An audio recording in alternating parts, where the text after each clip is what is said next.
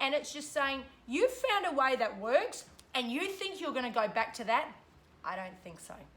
I'm gonna make you feel like absolute crap so that you know this is how I want to feel.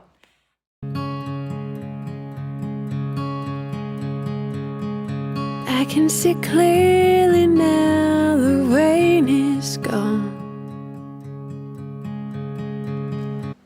Okay, have a look at it. Have a look at this. Look at this sauce. Look at it. Look at it. I'm gonna just show you something. This is so thick. Oh my God. It is so beautiful. This was so easy to make too. I soaked 4 ounces of dates. I've been using the Neglect Nor dates. They are lower in calories than the Medjool. So always be aware of that with dates, the different calorie ratios of them. So I soaked 4 ounces of them in water. I always soften my dates because they blend easier. And I blended it with 1 cup of blackberries and a small mango, the flesh of a small mango. Oh my God, it is so sweet. And I've got 1.12 pounds of banana fingers.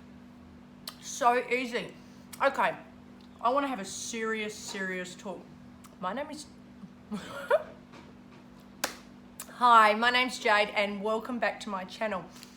Today I want to talk to you yet again about my little journey. If you've been following along, I'm day 4 following 80-10-10 to the T. Today I'm not going to actually follow his meal plan. However, I am going to ensure that it's in the 80-10-10 ratio. I am tracking. I track on an app called Chronometer. And it's a great app because you can track your macros to make sure that you've got the 80% carbohydrates, 10% protein, 10% fat. I tracked yesterday and I was at about 6% fat, which I'm really happy with because I want to keep my fat super low at the moment because I'm really trying to get rid of this fog that I've had in my brain. I wrote a post this morning on Instagram. Follow me on Instagram. It's Jade_Tornquist. And I wrote, I can see clearly now, the rain has gone. And that is how I feel. Like I'm just starting to get rid of that fog. And I wrote a post about it and a guy wrote underneath my post, he said, Ava stoned. And I said, oh my God, that's it. That is how I felt whilst I was filling up on fat rather than carbohydrates. I actually felt like I was stoned, like I was literally getting out of bed in the morning. I was like, And all I wanted to do was kick back and veg and not do anything. I even found with the kids, like when I'm working, usually I'm like really animated. I'm like, yay, you know, get the kids excited and happy because I love playing with them. And I've just been like a zombie. And when he wrote Ava stoned, I was like, that is what it felt like. So obviously other fruitarians and high carbers have experienced that Ava stoned feeling. And it's just dreadful. And I kept saying, I don't know what's wrong with me. I think I'm dying. Like I started to seriously, you know, as you do, start to Google and self-diagnose. And I thought everything was packing up on my body. I was getting old. I'm thinking, this is ridiculous. I can't believe how I'm feeling. And day 4, I went to bed last night at 11:30. I stayed up cutting up hams and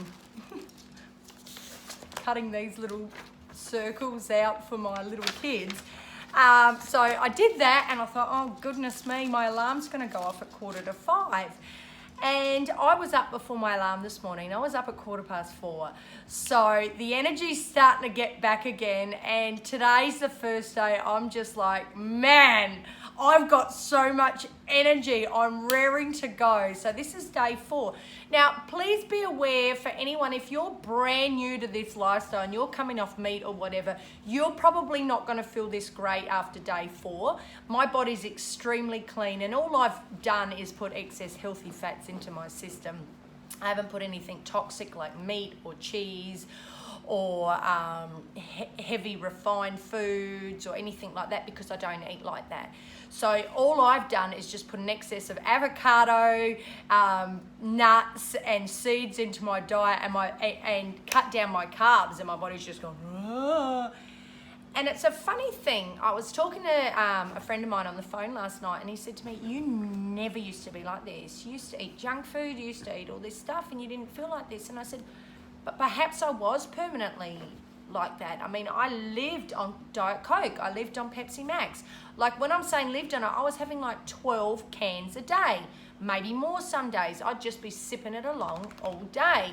And that's because my body was starved of what it needed. Look at this idiot. And I just wasn't getting what I needed.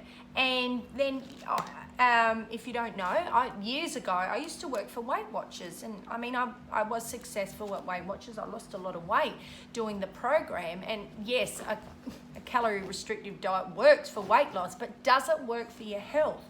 And I mean, I look great, but I felt all the time. And that's when I was living off 12 cans of Pepsi. I used to go around and do all my little Weight Watchers meetings, and I'd be sipping on Pepsi Max, like in between meetings, just to get through, because I was living on egg whites, I was living on protein shakes, I was living on chicken, eggs, completely high protein diet. Oh, yes, I had vegetables in my diet and things like that, and a small amount of carbohydrates, but my body wasn't getting what it needed. And so in order to not feel like I was feeling the last couple of days, I was having the Pepsi Max, and that was giving me the stimulant I needed to keep going. I don't want to go down that track again. I don't want to be on that track for vanity. I really don't. I just want to sustain 80-10-10, and I've come to the conclusion that the only way I can truly sustain it is to ensure I'm eating enough. The only way I can ensure I'm eating enough is to have a plan. I've got plenty of my own little plans written up, so I can follow them. I've got my own what I eat videos. I've got my own Instagram posts. I can go back and say, oh, what did I eat on that day? Okay, cool. That's what I'm going to have today, if I'm not going to use the chronometer. So I've got to use chronometer, I've got to follow someone else's plans, or I've got to follow my plans. For those of you, if you want any of my what I eats or Instagram thing, I'm going to link it today in there, and I've got a stack of them, so you can watch them and, you know, make your own little plan up. So that is what I have to do. I cannot leave things to chance. And a great friend of mine, Anthea, I met her online, but I was lucky enough to meet up with her in Thailand over 2 years ago now. And she talks a lot about eating addiction, and that's something I'm very passionate about. And she used to say to me, Jade, the only way I can sustain this lifestyle is to measure, weigh, track, and have a plan. And she's been doing this lifestyle a lot longer than me, and had, like we all do, slumps and slips and failings along the way. But she knows what works. And most of us who have done this long term, we know what works, and we have to go back to what works. And she's 100% right. So my scales are going to be with me permanently, even when I'm traveling. I'm going away next year for 2 months. I'll be on the road. My scales are coming with me. She had hers in Thailand, and that's what brought that whole conversation up. So I need to weigh my food. I need to have a plan. My plan is I'm going to ensure the day before I have everything I need. I have to buy my fruit every day or second day in this country, because fruit can just go off very quickly. It's so hot here. So I'm going to ensure I have my fruit and everything the day before. I'm going to write down my plan. I'm going to have it there, and I'm going to stick to it. That way I can make sure that this lifestyle works for me. I've come to the conclusion that nothing else works for me. And it's all right to say, well, I never felt like this or whatever.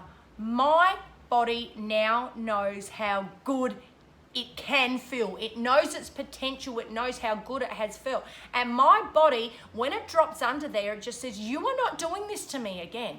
I mean, I've put my body through hell in the last 42 years, and it's just saying, you found a way that works. and you think you're going to go back to that, I don't think so. I'm going to make you feel like absolute crap so that you know this is how I want to feel. And my body knows it feels best when it's following a high fruit diet and getting my tender greens in. Of course, you have to get the greens and my big green juice. That'll never change. So I have to do what is possible for me to stick to this. And it's all right for all of us to say, I don't have time. We're all guilty of it. I don't have time. It's too hard. It's too expensive. It's too this. It's too that. It's whatever you want to say. And look, I have found ways to make excuses too. Oh, it's just easier. I'll grab that. I've got to eat. But if I want to feel fabulous, if I want to feel great, and if I want what's best for my body, I have to do what is required in order for me to feel great. And that is what I need to do. You've got to have a plan. Without a plan, you're just basically rowing your boat without a rudder. So that's how I feel I was working for the last couple of months, and it's just taken me days, and I'm like, yes, this is it. So I'm going to meet back up with you at lunchtime, hoping I'm going to feel this wonderful at lunch still, and I'll check in with you then.